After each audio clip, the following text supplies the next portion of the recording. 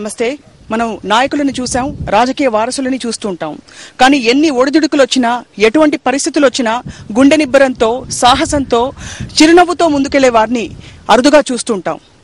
బహుశా ఈ గుండె నిబ్బరం, ఈ సాహసం, ఈ చిరునవ్వు దివంగత ముఖ్యమంత్రి డాక్టర్ వైఎస్ రాజశేఖర రెడ్డి ఆయన తనయుడు జగన్మోహన్ రెడ్డికి, తనయ షర్మిలకి ఇచ్చిన వారసత్వం అని చెప్పుకోవచ్చు. ఇది అభిమానులు అనుకుంటున్న మాట కాదు. దేశవ్యాప్తంగా విశ్లేషకులు, రాష్ట్ర వ్యాప్తంగా ప్రజలు అనుకుంటున్న మాట.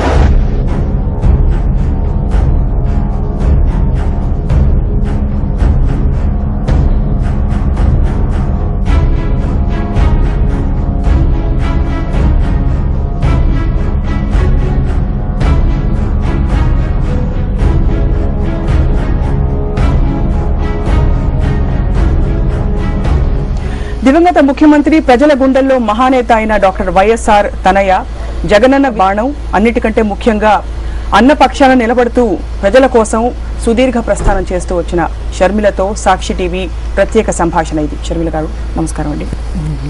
2500 కిలోమీటర్లు దాటి మీ లక్ష్యాన్ని చేరించడంలో మరి కొన్ని వందల కిలోమీటర్లు మాత్రం మిగిలింది. ఇంత దూరం వచ్చాక ఎలా అనిపిస్తోంది వెనక్కి తిరిగి చూస్తే మీకు? నాన్న తను పాదయాత్ర చేసినప్పుడు ఒక యజ్ఞంలా చేశాడు, ఒక తపస్సులా చేశాడు.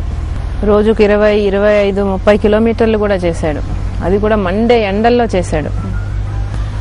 నాన్న నిజంగా అంత అంకిత భావంతో చేయడం చూశాను కాబట్టి నా ప్రస్థానంలో కూడా నా వీలైనంత, నా శాయశక్తిలా ఎంత కమిటెడ్గా చేయగలుగునో అంత కమిటెడ్గా చేశాను. అండ్ వెనక్కి తిరిగి చూసుకుంటే సంతోషంగా ఉంది.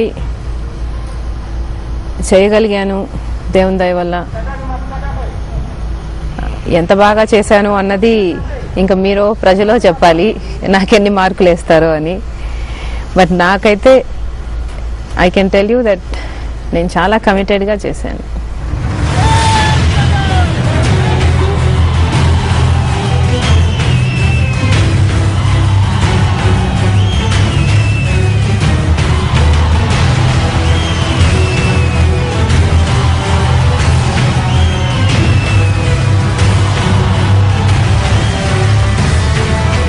ఎండలో చూసాం, వానలో చూసాం, ఎటువంటి కష్టతరమైన పరిస్థితులు వచ్చి రాజకీయ పరిస్థితులు మారిపోతున్నప్పుడు కూడా ఎప్పుడూ మీ మొహంలో చిరునవ్వు మాత్రం చెరగలేదు. దాదాపు మాకు అందరికి చూసే వాళ్ళకి రాజశేఖర రెడ్డి గారు గుర్తొస్తున్నారు. ఎక్కడి నుంచి వచ్చింది మీకు నిబ్బరం? మొట్టమొదటిగా నాన్నలో ఉండింది నిబ్బరం. ఎప్పుడు నవ్వుతూ ఉండేవాడు. అండ్ ఆయన తల చూపించి, నా తల చూడు ఎన్ని దెబ్బలు తగిలాయి నాకు అని చెప్తూ కూడా నవ్వేవాడు. సో అదే నిబ్బరం మళ్ళీ అన్నలో ఇన్ని కష్టాలు వచ్చినా మళ్ళీ చూసాం.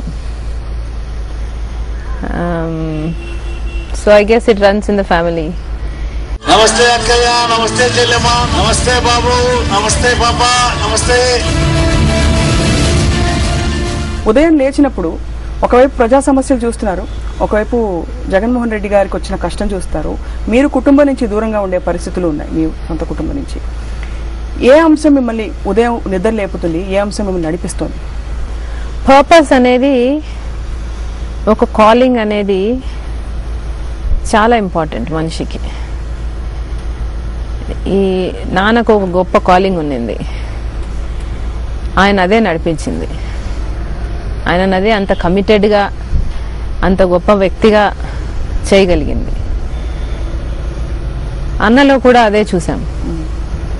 వాళ్ళు ఒక విషయాన్ని నమ్మి అది ఎట్లయినా సరే చేయాలి, ఒక మాట ఇచ్చామంటే ఎన్ని కష్టాలు వచ్చినా సరే మాట తప్పకూడదు, మడమ తిప్పకూడదు. ఆ మాటకి మనం కమిటెడ్గా ఉంటేనే మన ఇంటిగ్రిటీ ఉన్నట్టు అని వాళ్ళు పూర్తిగా నమ్మారు.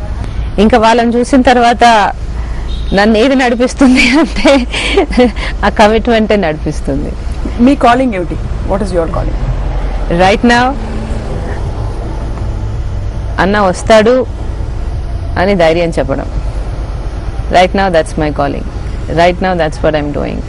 మళ్ళీ రాజన్న రాజ్యం వస్తుందని చెప్పడం. So that's what I'm doing.